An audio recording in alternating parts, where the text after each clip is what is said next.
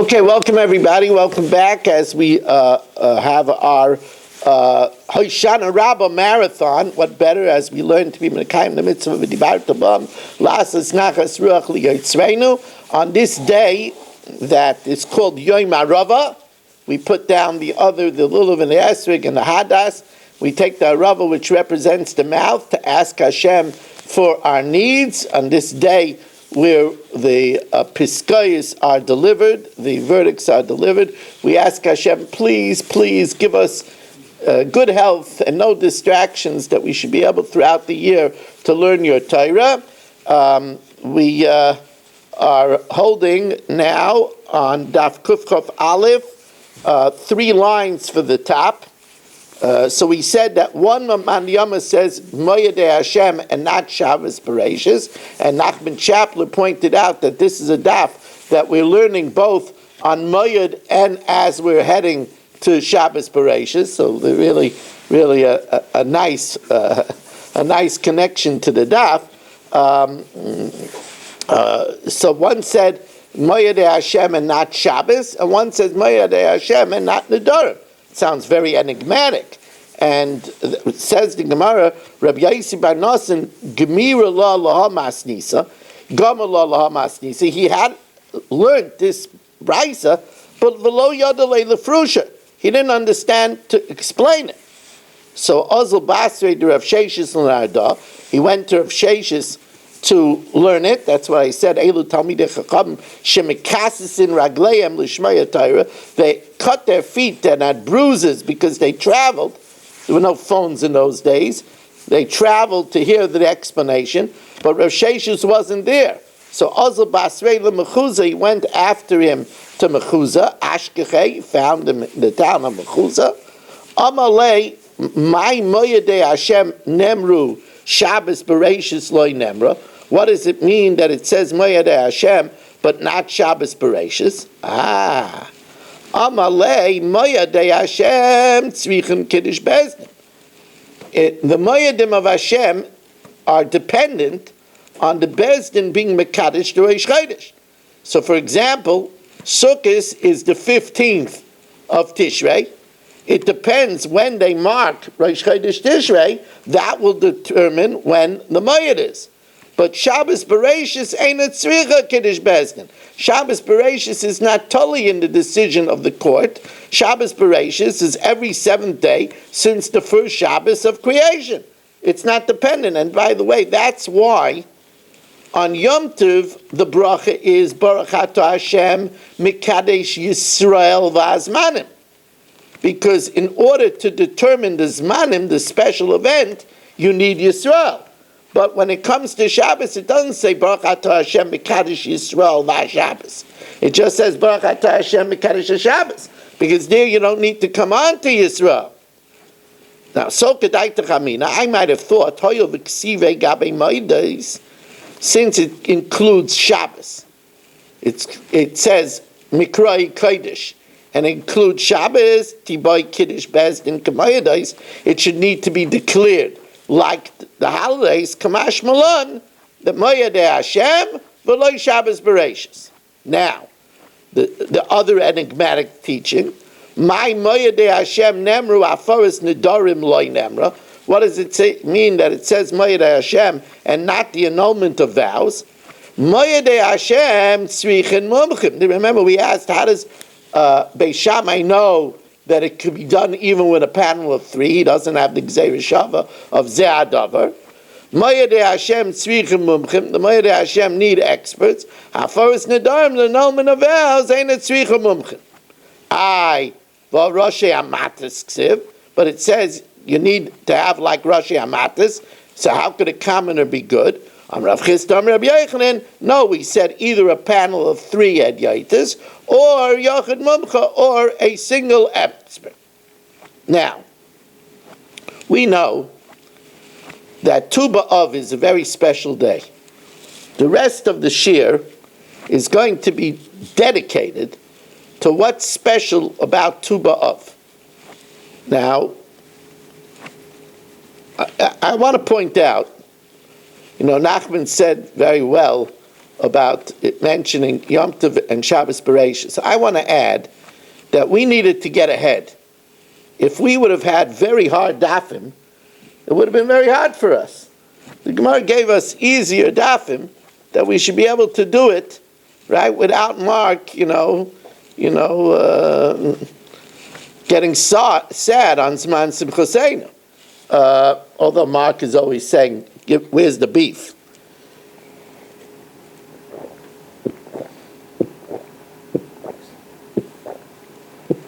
Now, Tanan Hossam.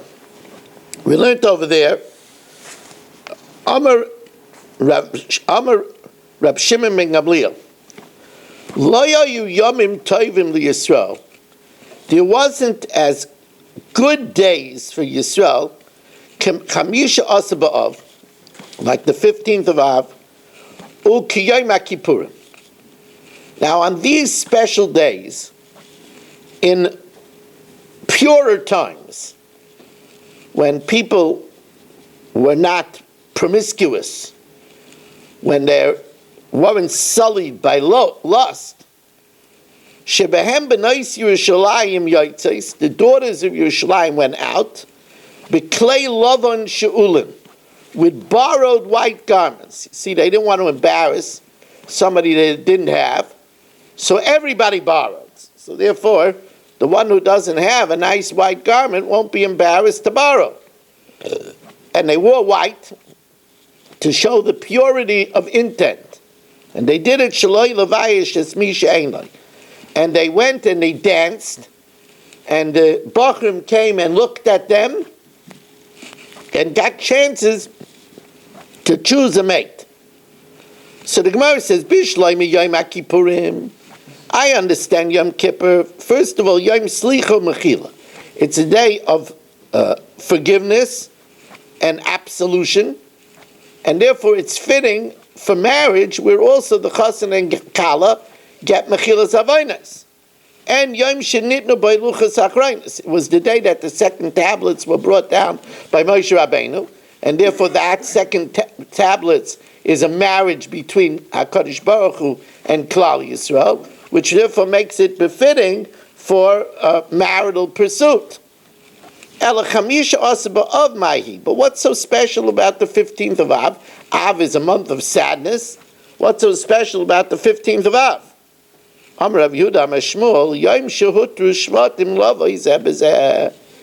It was the day where the one generation ban was removed. And once again, the daughters were allowed to marry into other Shvatim. And again, therefore it has a marriage theme. And that's why it's fitting for it to be a day to pursue marriage. Now, my Dorish, how did they remove a biblical injunction?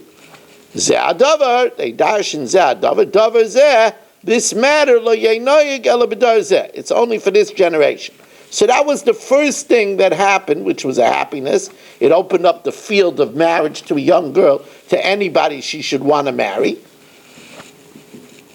Rabbi Babachano Amar, there's another happy event on the 15th of Av.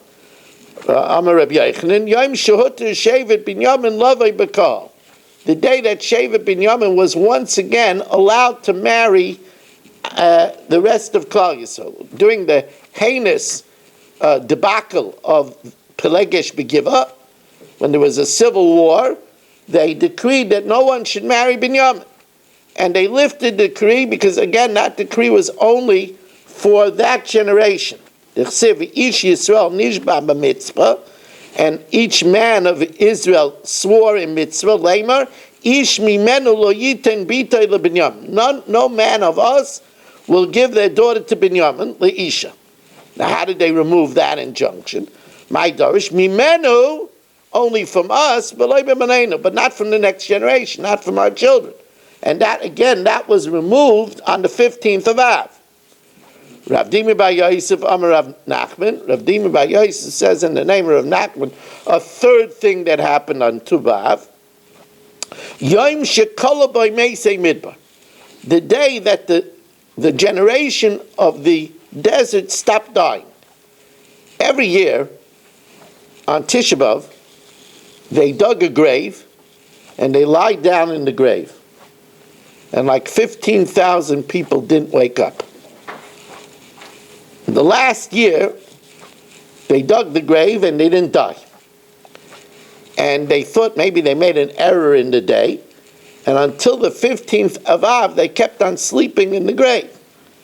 And then they realized that there was an amnesty for that year, and it was a great joy on the 15th of Av.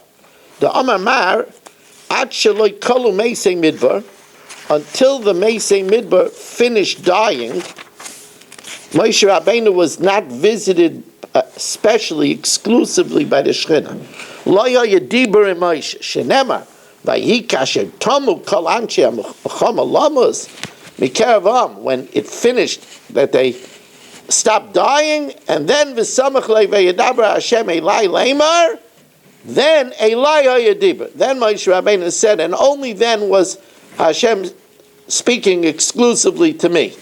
So again, that was a big simcha on the 15th of Av, that Hashem's Shekhinah returned to its exclusivity to Moshe Rabbeinu, and they stopped dying that year.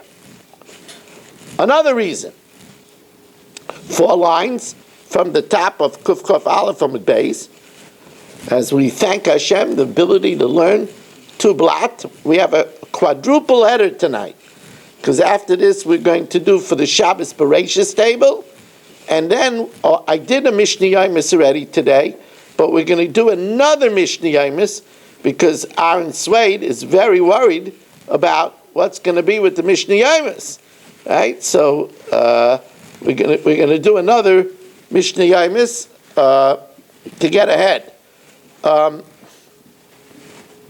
So Ula Aimer Yom Shebitel by Hoshea ben Allah Pardesais. It was the day that Hoshea ben Allah removed the sentries, removed the guards. Shehoishiv Yeravim al Adrachim, that Yeravim put on the roads. Shelo Yalu Yisrael l'regel, that Klal Yisrael should not go up Aliyah l'regel. This story shows everybody the power of jealousy. It's really such a frightening story. What a person could do because of personal jealousy. You see, there's a rule, the Ein Yeshiva Ba'azara El Malchus Beis David Bilvad. The only person that could sit in the Azara is a descendant of the throne of David. Now at that time, there was a split in the Jewish monarchy. In the seat, in the throne of Malchus Beis David was Rechavam, the son of Shlomo. The king of the north of the 10 tribes was Yeravam ben Nevat. Yeravam was faced by a problem. There's a mitzvah of Aliyah l'regel, so he and the 10 tribes would have to go to the Azara. But then there would be a throne for the king, and he would be able to sit. Yeravam, on the other hand, wouldn't be able to sit because he's not from Malchus Beis David. It would be a very shameful sight. The Rechavam is sitting, and he has to stand. So therefore, because of that personal jealousy, he set up 2 idols, and he set up sentries that they shouldn't go Aliyah l'regel. Can you imagine that? He's Mavatal, a Din Torah, and going to the base of Mikdash because of personal jealousy. And by the way, this is something that happens all the time. All the time, because of personal jealousy, it starts feuds, and people stop their family from associating with another family because of personal jealousy. It's a churban. It happens all the time. That's why it says we have to learn from history. So anyway, Hoshea ben Allah took away these sentries. Hoshea ben Allah Pardesais, the guards. Shehoishiv Yeravim al Adrachim, that Yeravim put on the roads. Shelo Yalu Yisrael l'regel. Another thing that happened to Bav. Ramasna Amar Yom Shenitnu Haruge Beita L'Kfura. This is what the 4th bracha in benching commemorates. Yom Shenitnu Haruge Beita L'Kfura. There is a an argument, we know that they killed the people of the great metropolis of Beitar, and they didn't let them be buried.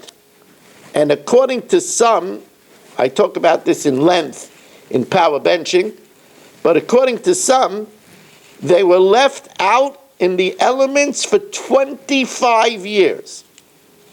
Imagine being left out in the sun, in the rain, in the snow, with the animals for 25 years.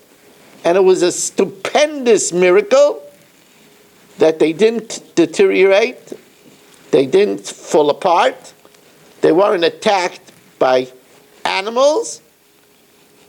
So, Damar Amasna Oisa Yom Shenitnu Aruge Beita L'Tfura, on this 15th of Av, when those that were killed by Beita were finally allowed to be buried, Tiknu B'Yavna, they instituted in the great Torah Academy of Yavna the bracha of Hatoiv HaMeitiv, Hatoiv Shelo Yisvichu, that Hashem was good that He didn't allow their bodies to decompose, big miracle. V'Hameitiv, that the enemy allowed them to be buried. V'Hameitiv Shenitnu L'Kvura. I want to welcome in Jack Silverman, who is joining us. Rabbi Yosef Dimrei Travayu Yom Shepoiskim by Melichreis Eitzim L'Raracha. On the 15th of Av, they stopped cutting wood for the Mizbech. We know there was a Lishkas HaEitzim, there was a chamber of wood, where they stored the wood that would be used on the Mizbech. They needed to cut that wood while the sun was strong. Because first of all, if the wood was damp, it would become wormy. And second of all, if the wood was damp, it caused too much smoke. And the sun started to wane on the 15th of Av. So Tanya, Rabbi Lazar Agad Olaymer came at Shegia Chamisha Asab Av. Once the 15th of Av arrived, Toshash Koicha Shel Chama, the strength of the sun waned, V'loya Yukodzim Eitzim L'Maracha, and they didn't cut trees anymore for the Maracha, for the pyre on the Mizbeach, or the multiple pyres that were on the Mizbeach, as we'll learn in Masechtas Tamid. Amar Rav Menashe v'korolei, and that day was called Yom Taver Magal, the day that they broke the axe, because they didn't use it anymore. Now, since now there's less sun and more night, therefore that was a time where people had to add from the day learning to the night learning. Mikan ve'elach de Moisif Yosef. One who adds to his night learning will have years added to his life. She'ena Moisif, if he didn't compensate for the less learning the day, Yosef, he'll be gathered in. My Yosef, Tana Rabbi Yosef, Tikbarayime, he will come to an early demise. Lo Yaleinu. And now we're going to learn about the remarkable thing that 7 people lived to see the entire story of mankind. That means 7 people have a direct Messiah to the beginning of time. Eliyahu, who still lives, is connected to a chain of 6 other people who saw all of human history. Tan Rabbanan, Shiva Kiplu es Kalaylam. 7 people saw from the beginning of time till now. Kalaylam Kulay. Misushelach, the Misushelach who enjoyed great longevity, Ra Adam, saw man. So first it was Adam, then Misushelach. This is the chain. Shem Ra Misushelach. Shem, the son of Noach, saw Misushelach. Shem had a famous meeting with Avram. That's where Avram found out the power of Chesed, because he asked Shem, I studied the Teva, and I can't figure out, how did you survive in the Teva? It was hermetically sealed. There was no windows. There's no ventilation. I didn't find anywhere that it tells us that there was a water tank on the boat. There was no room for a water tank for all those animals.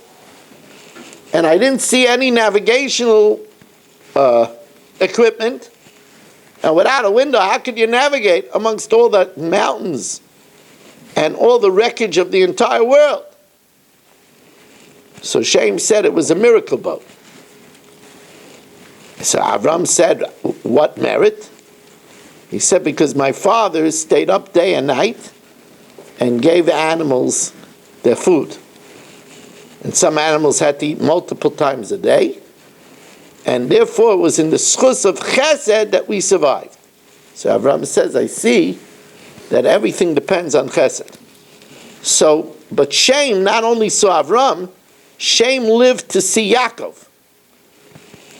So Shem saw Yaakov.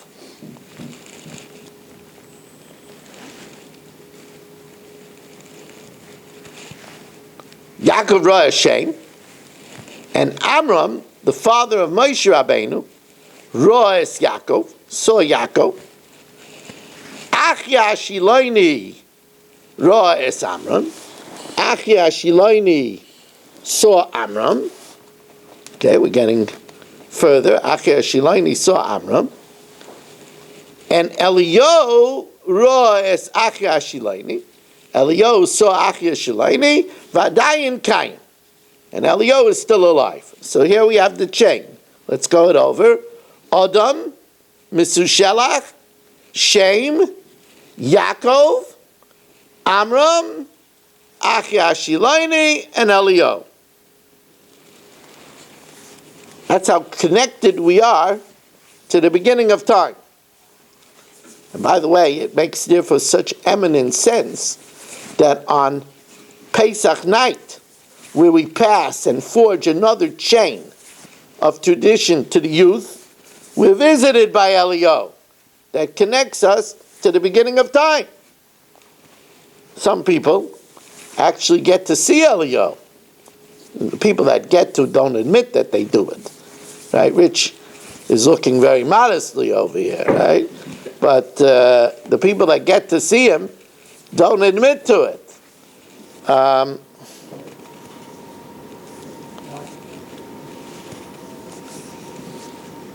My Zayda, my Elta Zayda, the Imre Eish, I believe that there's a story that he hid in a room and was aware of the Chasam Sofer having Gilui Eliyahu. So at least I'm connected, at least a little bit. The Sefer that we have in the shul that we were once supposed to learn, we never got around to it.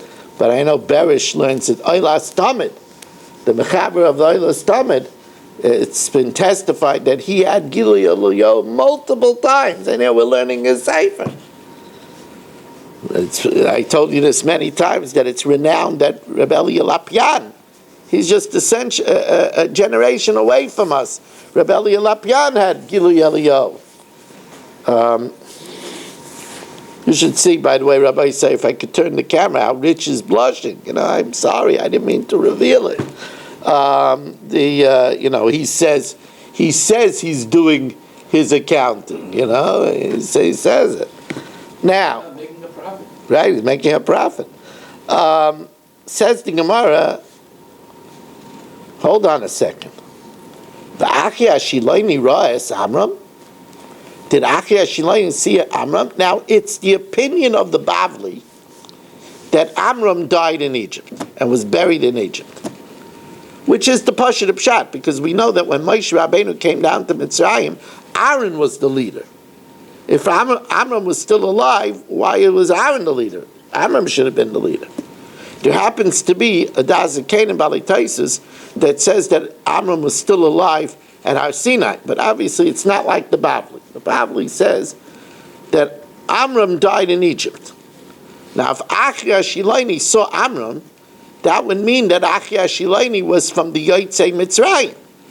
Says the Gemara of Achya Shiloini Ra'es Amram, V'aksiv, it says, "V'lo noisem me'am ish," no one was left from them, the generation that came out of Egypt, ki im Kalev ben Yefuna v'Yeshua ben Nun, except for Kalev and Yeshua.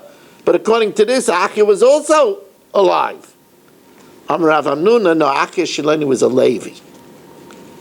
And the Levium weren't decreed to die in the Midbar. Lo nigzer gzeira al shiftei shalevi. Dichsiv, because it says, Bamidbar azeh, in this desert, Yiplu pigrechem, your corpses will fall, V'kol pikudechem, on all of your census, L'chol misparim, according to the numbers, Miben esim shana v'mal. Oh, those that were counted from 20 years old. Levi wasn't counted from 20. Levi was counted from 30. Misha pikudah miben esrim. Yatzu shivtel shalevi, that excludes the shevet of Levi, shepikudah miben shleishim. So therefore, it's no question why it doesn't say Achia Shiloni survived, because the shevet Levi all survived. They didn't die. Says the Gemara, but is Yeshua and Kalev the only people from the other Shvatim that survived? Umeshar Shvatim loy ayil? V'atanya Yor ben Menashe, Machir ben Menashe. Yor ben Menashe and Machir, the son of Menashe, two grandchildren of Yaakov, Noldu b'mei Yaakov, they were born in the days of Yaakov. V'loy meisu ad shenichnesu Yisrael la'aretz, they didn't die until they entered the land. Shenemar v'Yaakov behen anshe Ai, and the people of Ai smote kishloisha v'shishamis, 36 people. V'tanya shloisha v'shisha mamish, 36 actual people. Divrei Rabbi Yehuda. Amalei Reb Nechemia says it can't be 36 because it says kishloisha. V'chinemar shloisha v'shisha, v'alo nemar el shloisha v'shisha, like 36. Elazeh Yor ben Menashe, the Sanhedrin is 70. The Supreme Court is 70. 36 is the majority of Sanhedrin. Elazeh Yor ben Menashe, he was killed in the Battle of Ai. He was killed, Sheshakal Keruba Shel Sanhedrin. He was equal to the majority of Sanhedrin. The majority of Sanhedrin is 36. So you see that Yor ben Menashe, who was from the Yotze Mitzrayim, also survived. I was in Eretz Yisrael. So why doesn't it say his name too? So now the Gemara says the only people that died are those that were 20 years old when they left Egypt until 60. Senior citizens, if they were over 60, or minors, if they were under 20, they didn't die in the desert. Not on less than 20, or not on people that are over 60. Only those that are from 20 above. How do you know? Not on those that were more than 60. Says the Gemara, Gomar umala me'arochin. It says meben esim shana umala, and we learn out from arochin. The arochin is, if let's say Berish would say erki alai, so there's a special amount in the Torah according to age and gender. So from 20 until 60, it would be 50 shkalim. Over 60 and under 20 is less. So malahalon yesim ben shishim kepachas ben chav, just like by arachin is a different price for above 60 than less than 20. Af kan yesim ben shishim, over 60 is kepachas ben esrin, is less than 20, and they didn't die in the Midbar, and they went into Eretz Yisrael. So therefore, these people were either less than 20 when they left Egypt, or more than 60 when they left Egypt. And that's why they're not accounted as an exception, like Yeshua and Kalev. Okay, so we are now really in good shape, as is Hashem, for Motzi Shabbos, when we will learn when we will learn Tu Blat. And let me tell you before, we have a whole schedule now, but let me tell you before we get to that schedule, that Motzi Shabbos Shir will be, they don't change the clock yet, do they? No. So I think it's after the 31st. Okay, so Motzi Shabbos Shir will be at 9 o'clock. Motzi Shabbos Shir will be at 9 o'clock when we will do Tu Blat. And now we have the pleasure of the first Shabbos table for the new Mazer.